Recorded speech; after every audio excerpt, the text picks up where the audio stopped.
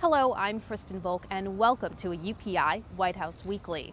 The issue of national security took center stage today in a speech by President Obama and an opposing argument given by former Vice President Dick Cheney.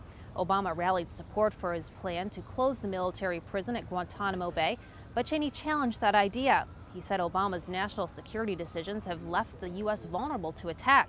On Tuesday, Senate Democrats followed in the steps of House Democrats and rejected $80 million to close Guantanamo.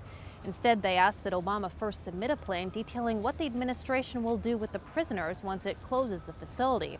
An Israeli Prime Minister Benjamin Netanyahu told President Obama this week that he supports self-government for Palestinians, and he says he's ready to reignite peace talks. But in a face-to-face meeting at the White House on Monday, Netanyahu made no mention of a Palestinian state, a resolution that Obama endorses. The two leaders were also divided over the issue of Iran's nuclear program.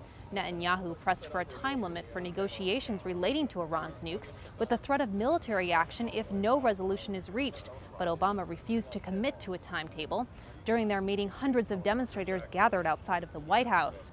And the president is tightening the cap on auto emissions and efficiency standards. This week, Obama said the status quo is no longer acceptable and announced tough new rules.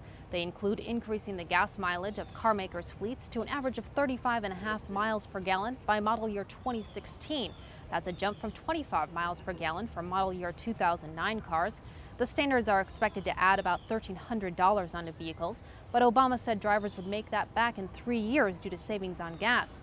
Among those attending Obama's announcement on Tuesday were California Governor Arnold Schwarzenegger, House Speaker Nancy Pelosi, General Motors President Fritz Henderson, and Chrysler CEO Bob Nardelli.